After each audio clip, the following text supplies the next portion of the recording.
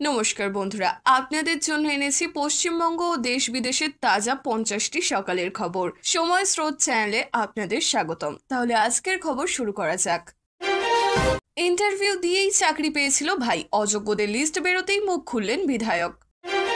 দক্ষিণ হাওড়ার 46 নম্বর ওয়ার্ডে বাড়ি বাড়ি ভোটার ফর্ম বিলি করতে গিয়ে পরিচয়পত্র না থাকায় স্থানীয়দের সন্দেহ ও বচসার মুখে পড়লেন এক মহিলা বিএলও।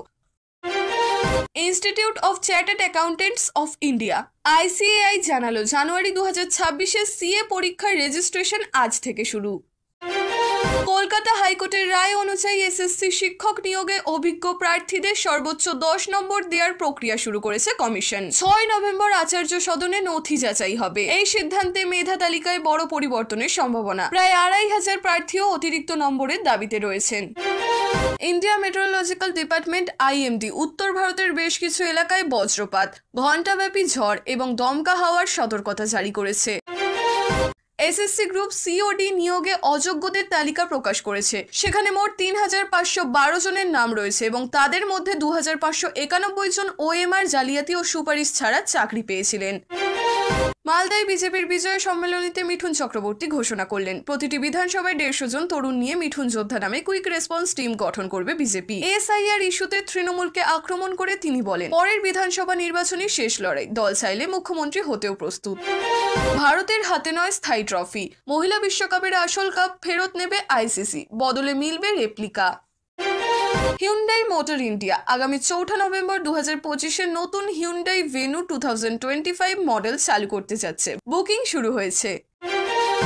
মহিলা বিশ্বকাপ জয়ের মাঝে সৌরভের পুরনো মন্তব্য ভাইরাল, মেয়েদের ক্রিকেটের দরকার নেই, মন্তব্যে তীব্র সমালোচনা। বিজেপি নেতা তরুজ্যোতির কটাক্ষ, ভারতের মেয়েরা সপাটে চড় দিয়েছে, আওয়াজ দীর্ঘদিন শোনা যাবে।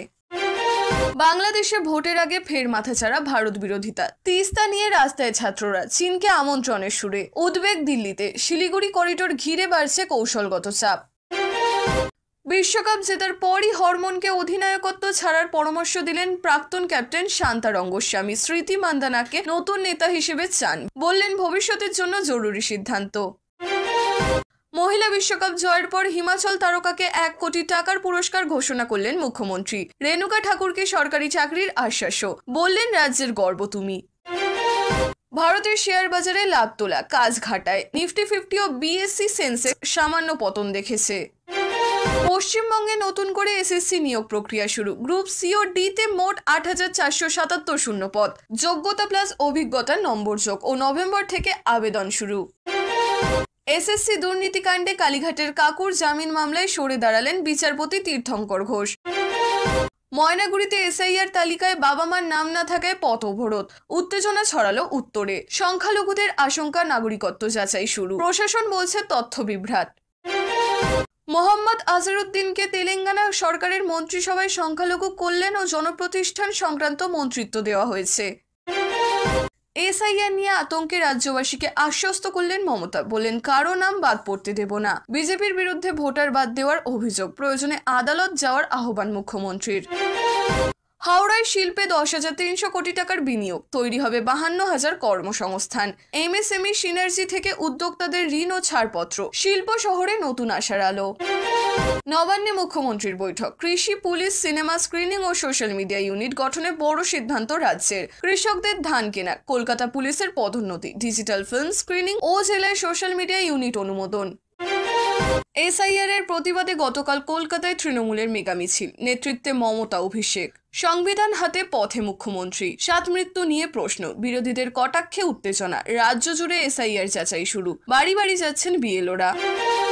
দীঘা জগন্নাথ মন্দির নিয়ে বিশ্ব হিন্দু পরিষদের মামলা খারিজ, নথি না দেখানোতে আদালতের মন্তব্য। হাইকোর্ট বলল, প্রমাণ না থাকলে দাবি টিকবে না, চাইলে সম্পূর্ণ নথি দিয়ে নতুন মামলা করা যাবে। India meteorological department Himachal, Ladakh, Punjab সহ উত্তর ভারতের একাধিক অঞ্চলে বজ্রপাত, বৃষ্টি ও ঝড় ইত্যাদি হওয়ার সম্ভাবনা জারি করেছে। জয়শঙ্কর ও জিডিয়ন স্যারের মিটিংয়ে ভারত ইসরায়েল কৌশলগত অংশীদারিত্ব শক্তিশালী করার বিষয়ে চুক্তি হয়েছে। রয়্যাল এনফিল্ড বুলেট 650 মডেল আনুষ্ঠানিকভাবে উন্মোচন করেছে মিলানে। ভারতের বাজারে আগামী দিকে আনার সম্ভাবনা রয়েছে।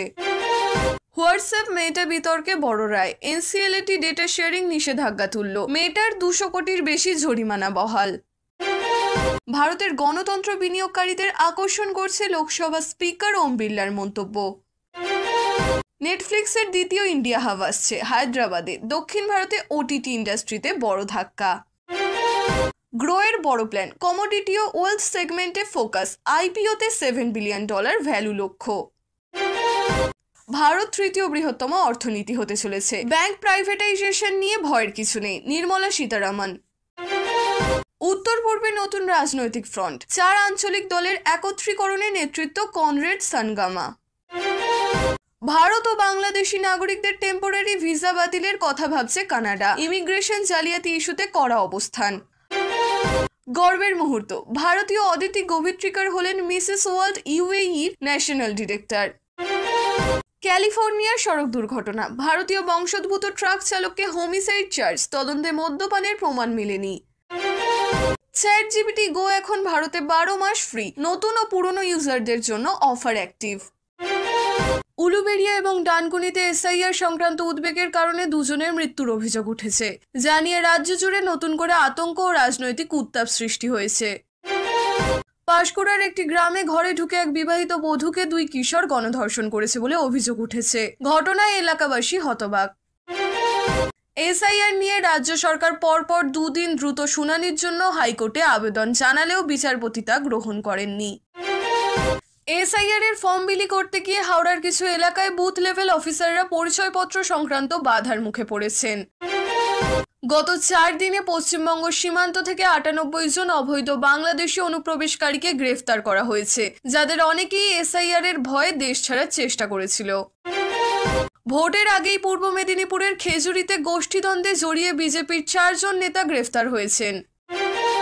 ফেক পাসপোর্ট কাণ্ডে নদিয়ায় চাকদার পরাড়ি গ্রামে এক কাঠমিস্ত্রির বাড়িতে ইভি তল্লাশি চালিয়েছে।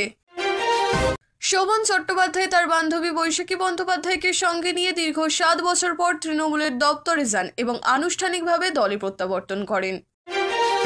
স্থানীয় স্তরে ক্ষমতা দখলের লড়াইয়ে পঞ্চায়েত প্রধানের ওপর হামলা হয় এবং তার মাথা ফাটিয়ে দেওয়া হয়। এই ঘটনায় 4 জন গ্রেফতার হয়েছে। এক ভয়ঙ্কর বাস দুর্ঘটনায় ট্রাকের সঙ্গে ধাক্কায় 15 জন তীর্থযাত্রীর দেহ ছিন্নভিন্ন হয়ে গিয়েছে। ঘটনাটি ঘটেছে মহারাষ্ট্রে।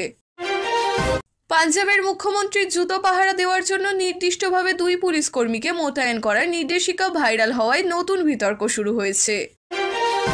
ঋণ খেলাপি মামলায় শিল্পপতি অনিল আম্বানির 3084 কোটি টাকার সম্পত্তি সাময়িকভাবে বাজেয়াপ্ত করল ইডি। দিল্লির ভয়াবহ বায়ু দূষণ কমাতে আগামী বৃহস্পতিবার 3 কোটি টাকা ব্যয়ে কৃত্রিমভাবে বা নকল বৃষ্টি ঘটানো হবে।